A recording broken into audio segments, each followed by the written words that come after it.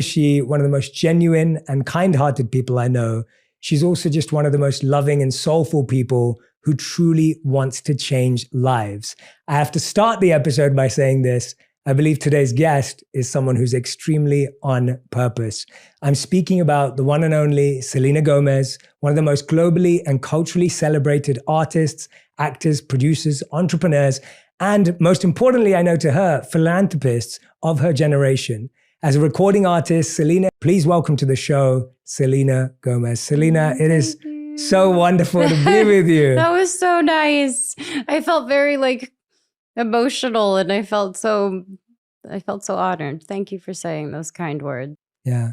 The thing you keep mentioning today is letting go. Mm-hmm. And I think all of us are trying to know how to let go of old selves, old parts of ourselves, or parts that don't serve us anymore. Mm-hmm. And I remember when I lived as a monk, some of the areas that we'd live in, we'd come across a lot of snake skin. Mm-hmm. And we'd always use snakes as an analogy of how we leave behind. So snakes don't break out. They don't rip their skin off. They slither out. Right. And their skin just kind of falls away. Yes. And then we would naturally not find snakes, thankfully, and find snake skin.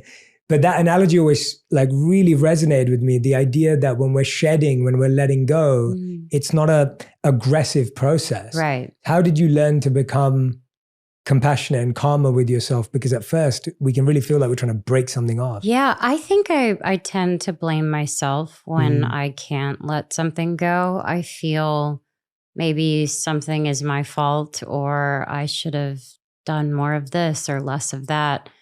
And it starts to become, just I kind of turn sad.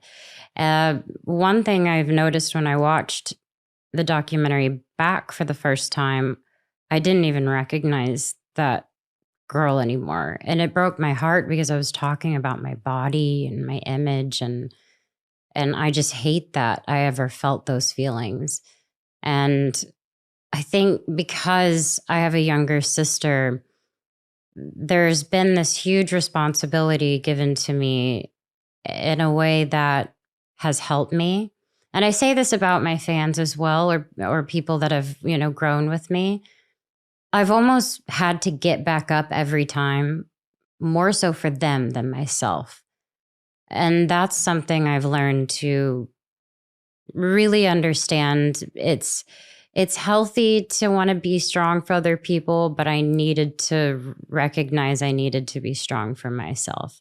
And that took a while, and it took things like making myself uncomfortable and changing my thought process, changing the things I watch on TV, changing the music I'm listening to, little things that I can adjust that will perhaps change my mood or make me feel better instead of worse, It is some of these small things, isn't it? Yeah. Oh my gosh, I love scary movies, but I can't watch them all the time. I'm happy and I'm guys, let's watch a scary movie. Everyone's like, why? Why on earth do you want to do that right now? And you're kind of yeah, you're right. Do they manage to persuade you? Yeah. Most of the time. Yeah. But it was Halloween, so I got my way for a few weeks. You did? Yeah. What did you end up watching? Oh, we watched Halloween. We watched Freddy Krueger, Nightmare on Elm Street. Which one ruins your mood the worst? Which one makes it Oh my goodness. Probably Hereditary, something really dark. Yeah. But it was fun. It was Halloween. We were just celebrating. Yeah. No, I always call it cliffhanger chemicals. Oh yeah. I feel like when we watch things that put us into states of anxiety or stress, we release all these cliffhanger chemicals. Totally. And now you're well, why can't I sleep? Yeah, exactly. Why am I havhaving bad dreams? Yeah, Radhi's like that. So my wife's like that. She can't, she always gets really excited to watch things like that too. I'm like, Radhi, we can't do this because you will not let me sleep for the rest of the night. That's so funny. Yeah. But I think it's really beautiful to hear you say there's these little changes, because I think that's what people feel hardest to change. Mm-hmm.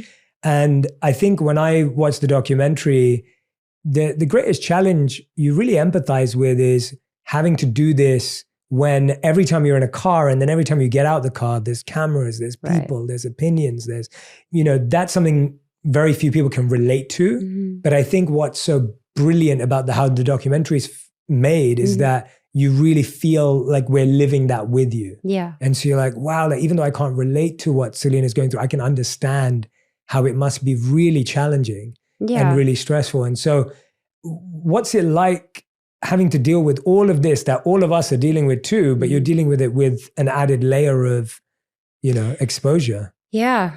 To be honest, I don't know any different. Yeah. That's what's really scary. Sometimes I think that's really sad. And other times I just think, well, this is what I've been given and this is the path that I want to continue to walk in. And I know any moment I can, quit and walk away. And, that's just not really how I was raised to be.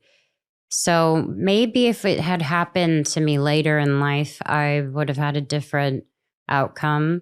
But because I was raised in it, I really had to learn the hard way on how to deal with it, on how to not give, if you will, that clickbait that people want.